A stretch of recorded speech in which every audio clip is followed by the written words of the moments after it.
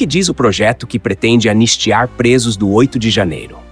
O projeto que busca anistiar os presos dos atos de 8 de janeiro visa perdoar os envolvidos nos protestos que culminaram na invasão dos prédios dos 3 poderes em Brasília.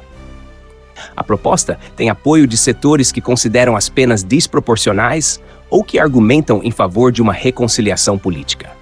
No entanto, enfrenta resistência no Congresso, com parlamentares contrários à medida, alegando que a anistia enfraquece o combate ao extremismo e incentiva futuras ações semelhantes.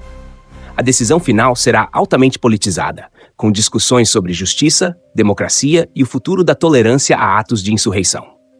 Oposição protocola pedido de impeachment de Alexandre de Moraes. A oposição formalizou um pedido de impeachment contra o ministro Alexandre de Moraes, do Supremo Tribunal Federal. O documento alega que o magistrado cometeu abusos de poder, principalmente no que se refere às decisões sobre censura e prisão de apoiadores do ex-presidente Jair Bolsonaro. Moraes é uma figura polêmica, com apoio em parte da sociedade, mas altamente criticado por alguns setores, que o acusam de ultrapassar suas funções constitucionais. O processo de impeachment é improvável, dada a força do Supremo e a necessidade de maioria parlamentar.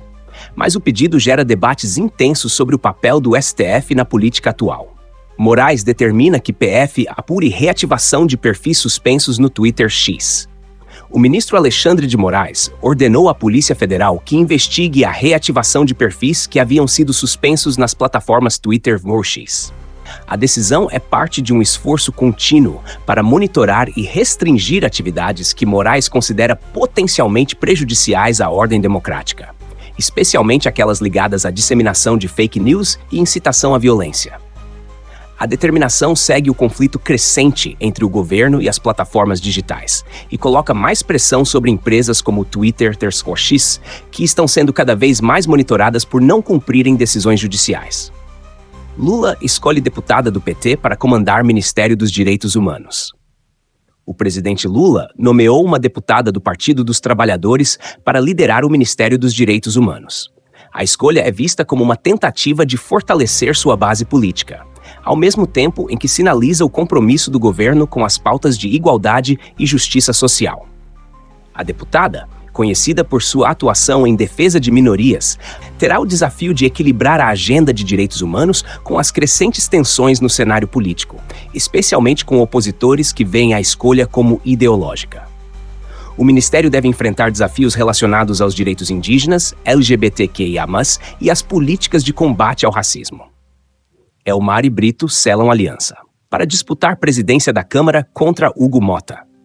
Os deputados Elmar Nascimento e Brito formaram uma aliança estratégica para disputar a presidência da Câmara dos Deputados contra Hugo Mota.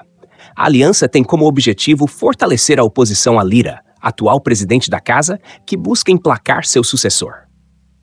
A corrida para a presidência da Câmara é decisiva para o controle das pautas legislativas e para influenciar o andamento de projetos estratégicos para o governo Lula. Com a fragmentação de apoios, o cenário é imprevisível, mas a disputa promete ser acirrada, com foco em articulações políticas para conquistar o maior número de votos. Presa do 8 de janeiro tem acordo cancelado por nova denúncia. Uma das presas dos atos de 8 de janeiro teve seu acordo judicial cancelado após surgir uma nova denúncia. O caso exemplifica a complexidade jurídica em torno dos processos relacionados à invasão dos prédios governamentais. A nova acusação coloca em risco sua liberdade e reflete a dificuldade de negociações e acordos judiciais, especialmente em casos de alta visibilidade política. A ação também serve como um alerta para outros envolvidos nos atos, que podem enfrentar revogações de acordos caso novos elementos apareçam. A situação mantém a tensão sobre o futuro jurídico dos envolvidos. Impacto de suspensão do X é de 18 bilhões em 5 anos, diz economista. A suspensão da plataforma Twitter X no Brasil pode gerar um impacto econômico de 18 bilhões de reais ao longo de 5 anos, segundo estimativas de um economista. A medida, determinada por decisões judiciais, afeta diretamente empresas e usuários que dependem da plataforma para negócios, comunicação e marketing. A perda financeira afeta principalmente o setor de publicidade digital e pequenos empreendedores. O cálculo reforça a necessidade de um debate sobre o equilíbrio entre regulação de redes sociais e seus impactos econômicos, trazendo à tona a discussão sobre liberdade de expressão versus controle estatal. Mais de 40 países pressionam a Venezuela na ONU para encerrar perseguição política. Durante uma sessão na Organização das Nações Unidas, mais de 40 países se uniram para pressionar a Venezuela a encerrar sua política de perseguição contra opositores. O governo de Nicolás Maduro enfrenta críticas severas por violar direitos humanos e silenciar críticos do regime.